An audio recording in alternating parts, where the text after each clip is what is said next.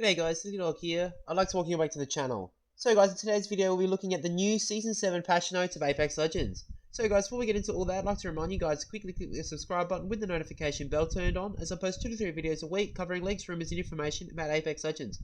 And one more thing guys, at the moment this channel is doing its first ever giveaway of Apex coins. So there are 4 people who will be picking at random to receive this prize of 1000 Apex coins, which you guys can use in whatever you want, especially if you guys are looking to buy the Season 7 Battle Pass. This is a perfect way to do it. Now if you guys would like to get involved, there's only 3 simple steps you have to follow. Firstly, just subscribe to this channel. Secondly, follow my new channel's Instagram page. And lastly, go to this post on my Instagram page and comment below it with giveaway. That's it guys, 3 simple steps and you'll be in the running to win 1000 Apex coins. Now we'll be making my announcement firstly on my Instagram page the day before Season 7 drops, and we'll announce the winners again when I do my seasonal overview of the new Season 7 Battle Pass. But anyway guys, let's take a look through these patch notes. So I don't know if I'll be going through all of this, probably just the stuff that, the legend buffs and stuff like that, and the gun changes, probably the meta stuff. But here we have Horizon, who's the new Season 7 legend, which I think everyone knows by now.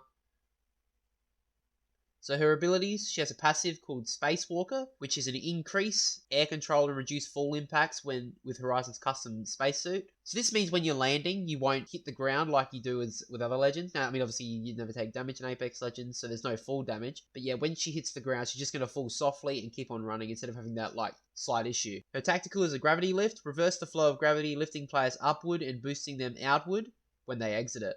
So we've seen this with the teasers on World's Edge and King's Canyon. And lastly, we have our ultimate, the Black Hole. Deploy Newt to create a micro black hole that sucks in nearby legends. So it'll be really interesting where Horizon fits in the meta starting through Season 7. So obviously then we have the new map of Olympus. I think we've all seen that by now. We've got the new vehicle in the Trident, which I think will be very interesting to see. Now we've got a new LTM coming out, Olympus Preview. To help you understand and explore the new map without fear of getting shot, we're introducing a new playlist called Olympus Preview. This mode teams you up with 30 legends on Olympus and allows you to roam the map, to learn the map drops, loot areas, and practice your routes to the end game. Circles are still on, and once Circle 4 finishes, players are brought back to the plane to start the second skydive run. There are a total of 3 runs before the match ends. This mode is only available for 1 week, so this will give you guys a little bit of a chance to go on Olympus and see what it has to offer. So then we have clubs here. With this season, we're introducing clubs. Join a club with like-minded legends and make it easier to find your champion squad. Don't see a particular club you like, then create one and let your friends know to join. Now we'll leave a full link of the patch notes down below if you guys want to check it out. Now we have the release of on Steam for Apex Legends and a couple of gun charms here you get when you join on Steam. Then we have the Season 7 Battle Pass, where we have the Season 7 Battle Pass is all about high fashion. Level up the pass and unlock skins like the Wraith high fashion here. And we have the Octane's Fast Fashion, which I actually think are really cool skins. Especially the Octane. I actually really like the Octane skin. It's kind of weird with the hair, but I actually really like that one. So now we have, I think, a new way to rank up the Battle Pass this season. Challenges are no longer points-based and now granted between 1 to 5 stars, depending on their difficulty. Collecting 10 stars will take you to the next Battle Pass level. We've also added tabs to the challenges menu in the lobby that allow you to toggle between daily, weekly, and event challenges. Within a match, players can open the map and see this same widget in-game. So now we've got map rotations. Regular map rotation. For 2 weeks, Olympus will be the only map you can play on. After that week, we go on to normal rotation between Olympus and World's Edge. We will now be vaulting King's Canyon for the time being. Now, for me personally, I really like this decision. I've really been tired of King's Canyon. I think it needs to be changed hugely. I think the biggest drops in King's Canyon they've just removed, which I think is a really poor decision. So I'm really happy to see Olympus and World's Edge be the 2 maps in Season 7. And who knows, maybe they'll bring them back, because it does say here for the time being. Now, Season 7 ranked rotation. For the first half of the rank split will be played on Olympus. The second half will be played on World's Edge. So I think it's actually quite a weird decision. I thought maybe they'd do the first one on World's Edge, and then so everyone could get used to Olympus in pubs. But I guess maybe they just want everyone to play on Olympus, and I guess that's okay.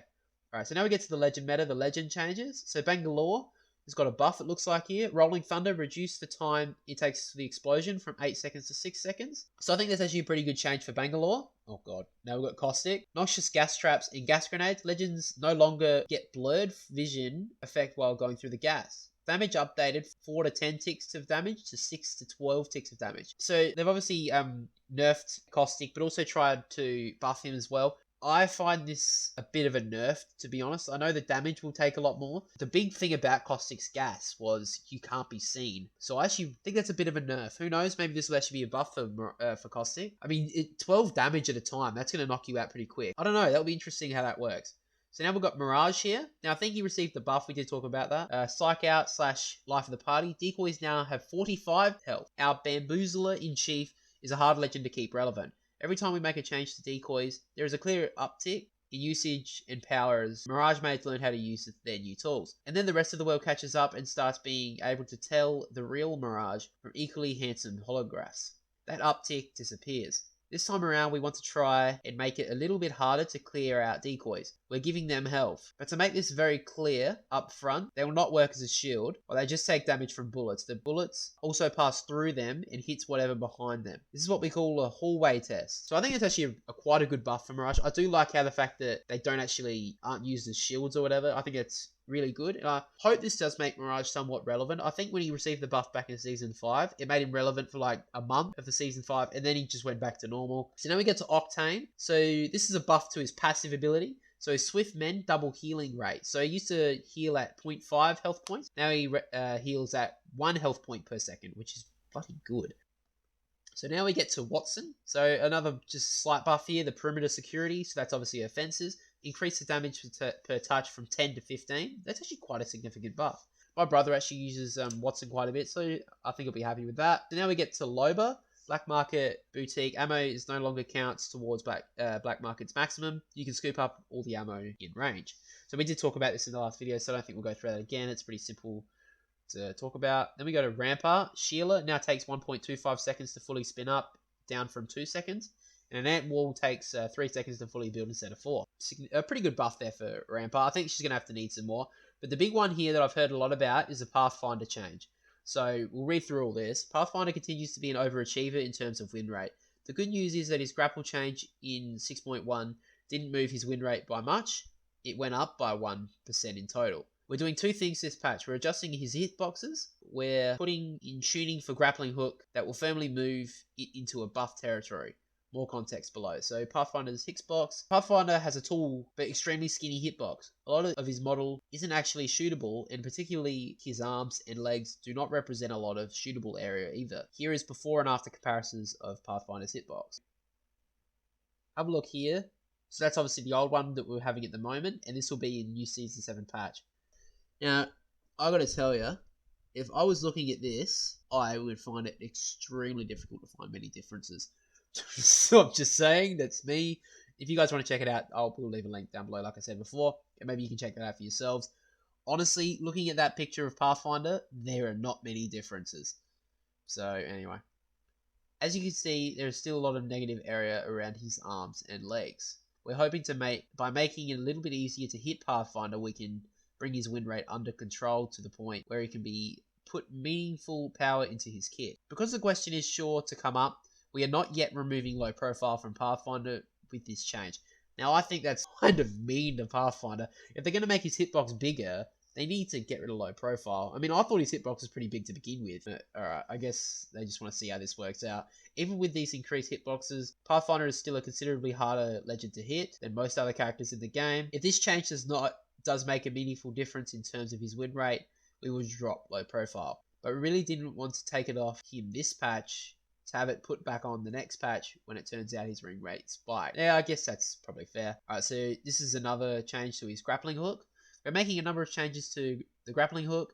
In 6.1, we shipped out a very conservative version of this change. Now that we know this didn't meaningfully affect his win rate, how frustrating it is to fight him, we're shipping out a much more aggressive version of the change list. Pathfinder no longer needs to be on the ground for grappling hook to be considered finished. The speed to which Pathfinder needs to drop for us to consider a grappling hook finished was increased from 300 units per second to 500 units per second. I don't really understand that. I don't use Pathfinder, so maybe Pathfinder mains will understand that a bit more.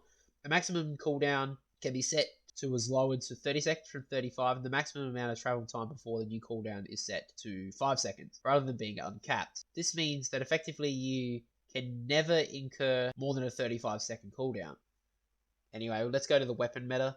So we have here the R99 has been removed from the care package this season.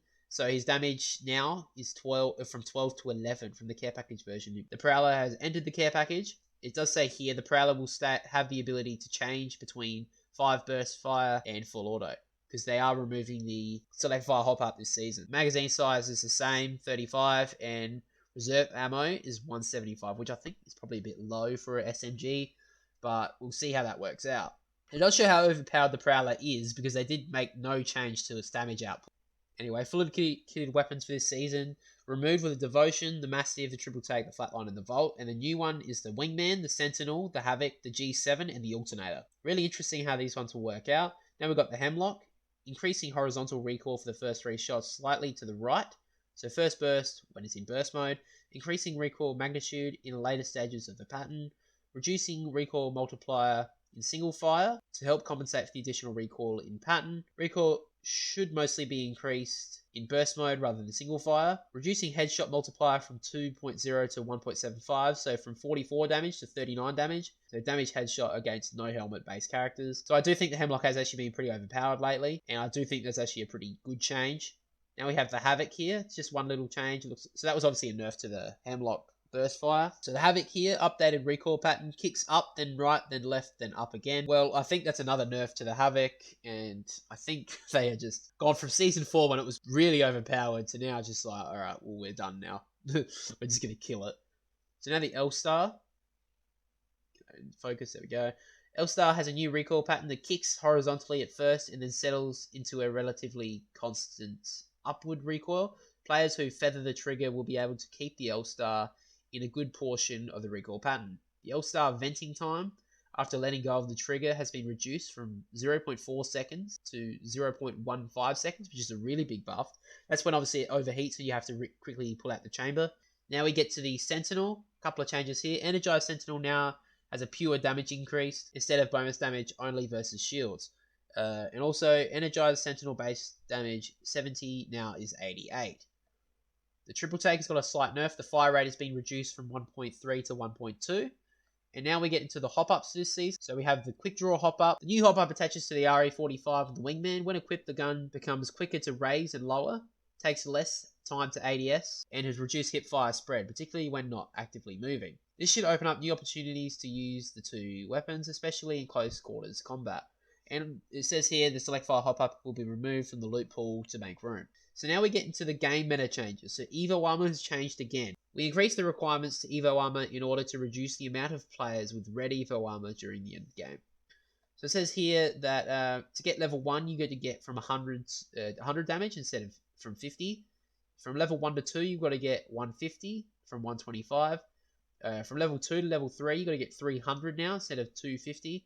And now you got to go from level 3 to level 4 so 750 damage instead of 500. So that is a huge change. You need to get a lot more damage to get red Evo Armor. Now we've got ring damage reduced. So it looks like when you're out of the ring, it's going to take a lot less damage. So ring 1 is still taking the same of 2% per tick. Ring here is taking 3% per tick instead of 5. Particularly this change should allow players enough time to pop a syringe if they are picked up in ring 2. Ring 3 is 5% per tick from 10%. Ring 4 is 10% per tick instead of 20. 5 is the same. 6 is 15 per tick instead of 25, and the same for number 7. Now we get to the bug fixes. Yeah, it's not a bug fix audio, Apex Legends, but anyway. We've made some advancements in footstep audio, playing more reliably. We have more work to be done. Well, I'd like to say this is a really good change, but I was watching a few of the content creators today and who got early access to Season 7, and I wasn't that impressed on how the audio worked. I think it worked a little bit better. It sounded different, but I don't think it was a huge change. Anyway, there are a bunch more bug fixes, but they're basically non-relevant. So if you guys want to check this out, again, I'll leave a link to this in the description below. And guys, also remember that we're doing a giveaway at the moment of 1,000 Apex coins on the channel for 4 different people. So make sure to follow the instructions of that. I will leave the instructions down below on how to enter the giveaway. But anyway guys, that's all I have in this video for today. If you guys enjoyed this video, make sure to leave it a like. And also subscribe to the channel with the notification bell turned on, as I post 2 to 3 videos a week covering leaks, rumors, and information about Apex Legends. But anyway guys, Dyliedog, catch you all later.